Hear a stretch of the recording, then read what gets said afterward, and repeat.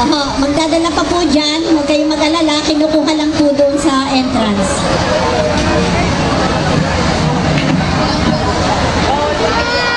Yes, behave na. Enough. Tama na yan. No. Behave na. Bawa naman si ate. Para sa ika-30 anibersaryo ng Comfy, inihahandog ng East Fellowship ang pagsasadula ng mga kwento ni Lola Gets. Isang linggo bago sumapit ang family affair, Budoy, napapansin kong lagi kang nasa tabi at nagmumukmuk. May problema ka ba? Lola, kasi may assignment po ako. Wala naman po kasing internet dito sa bahay ninyo eh. Paano ko kaya magagawa yon? Gusto ko po sana matapos yun agad. Tungkol saan ba yun, Apo? Tungkol po ito sa Hebrew Festival na Passover. Ay, yun lang ba? Madali lang yan. Gather around mga Apo. May ikukwento ako sa inyo. Dali, hali kayong lahat. Ang festival ay isang pagdiriwang na isinasagawa upang alalahanin natin ang nakaraan. Maraming Hebrew festival, ngunit ang gugunitain natin ay ang Pasko o Passover. Ito ay isa sa tinatawag na mga appointed feast o itinalagang kapistahan ni Yahweh ang ating Panginoon na dapat ipagdiwang ng mga Kristiyano magpakailanman. Lola, ano po yung Passover? Yan po ba yung mataas na bridge sa EDSA? Hindi, Apo. Flyover yun eh. Passover.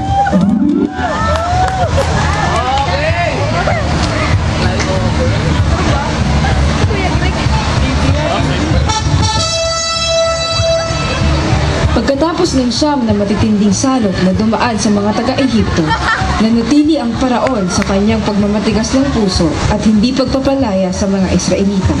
Ang sabi niya, hindi ko sila pakakawalan! at nagpa siya ang Diyos na buhay na ipadala ang anghel ng kamatayan sa mga panganay na lalaki sa Ehipto. Nangusap si Yahweh kay Moises at nagbigay siya ng mga tagubilin kay Moises upang maligtas ang mga Israelita. Sinabi ni Yahweh kina Moises at Aaron, ang buwang ito ang magiging unang buwan ng taon para sa inyo. At sabihin ninyo sa buong pamayanan ng Israel na sa ika-10 araw ng buwang ito, bawat puno ng sambahayan ay pipili ng lalaking kordero o biserong kambing para sa kanyang pamilya. Kung maliit ang pamilya at hindi makaubos ng isang buong kordero, magsasalo-salo sila ng kalapit na pamilya na hindi rin makaubos ng isang buo. Ang dami ng magsasalo-salo sa isang kordero ay ibabatay sa dami ng makakain ng bawat isa.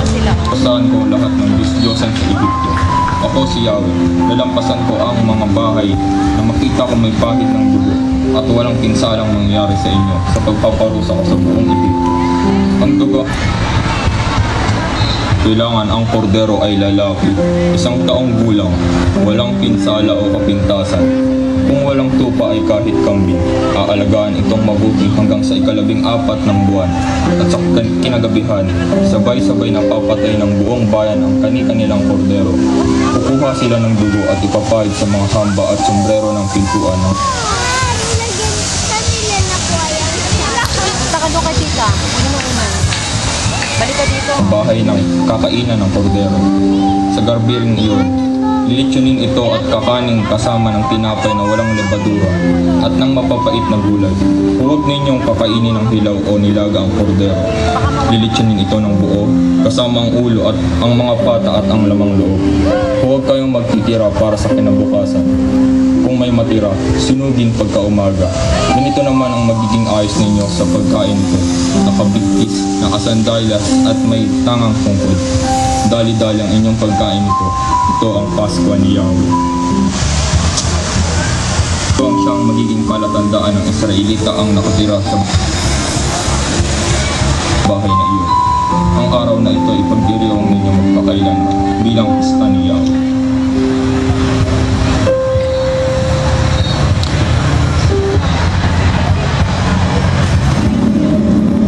gabing iyon, inibot ni Yahweh ang buong Ehipto. Ang lahat ng bahay na makita niya may pahid ng dugo sa sa mga haba at sombrero ng pintuan, ay di niya binayaang pasukin ng mamumuksa. Nang hating gabing iyon, pinatay ni Yahweh ang lahat ng panganay na lalaki sa buong Ehipto, mula sa panganay ng paraon at tagapagmana ng trono, hanggang sa anak ng bilanggong nasa piitan. Namatay din ang mga panganay ng mga hayop.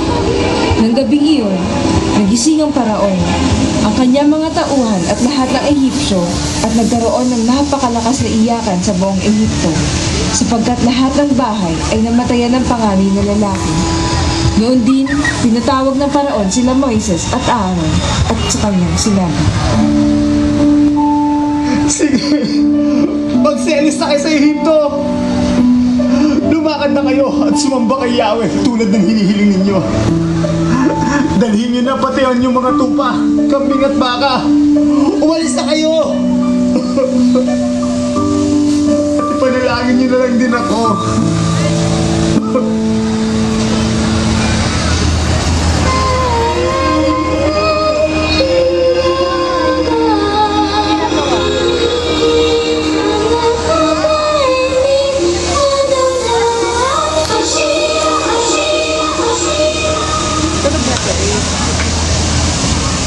At diyan nagtatapos ang kwento tungkol sa Pasko o Passover. O mga apo, anong natutunan niyo sa kwentong ito? May tatanong ba kayo? Lola, parang may napansin ako. May pagkakahawig ang kwento tungkol sa Pasko at sa buhay ni Jesus. Hindi po ba ang korderong inialay ay walang iba kundi si Jesus Christ din? Tama, apo. Ang tupa o kordero na inialay sa unang Pasko ay tumutukoy kay Jesus. Noong araw na siya ay pumasok sa Jerusalem, iyon din ang araw ng dinala ang kordero sa bahay ng mga Israelita. Sa gabi bago ang Biyernes Santo, Jesus ay sinuri ni Poncio Pilato at di nakitaan ng anumang bahid ng kasalanan. Kung kaya natupad ang kinailangan na ang kordero ay isang lalaki na walang pinsala o kapintasan. Sa araw ng pagdiriwang ng Pasko, si Jesus ay ipinako sa krus at namatay. Ang Pasko ay propesiya ukol sa tagapagligtas na kahit isang buto ng kanyang katawan ay hindi magagalaw sapagkat nakagawian ng mga sundalong Romano na baliin ang buto ng sino mang nakapako sa krus upang mapabilis ang kamatayan nito. Ngunit ni isang buto ni Jesus ay hindi nabali. Ay, hallelujah, praise the Lord. Ang Diyos na tagapagligtas ay walang iba kundi ang Panginoong Jesus na napako sa krus para sa ikaliligtas ng sino mang naniniwala sa Kanya. Lola Gets, tunay at buhay po pala ang Panginoong Diyos. Naniniwala po ako sa Kanya. Kami pong lahat, Lola. Mga apo, mahal na mahal kayo ng Diyos. Tanggapin niyo si Jesus sa inyong mga puso bilang Diyos at sariling tagapagligtas. Halika kayo at tayo'y mananalangin. Diyos Amang makapangyarihan,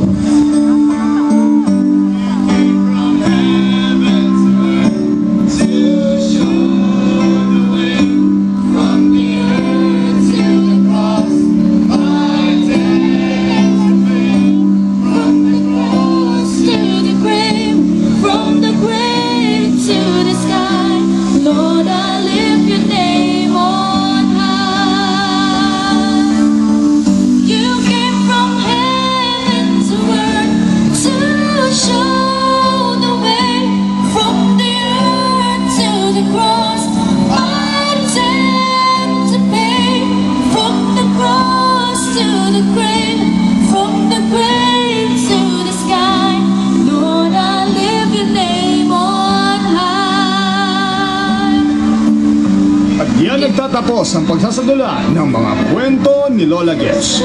Happy 30th anniversary to Comfy family. God bless us all.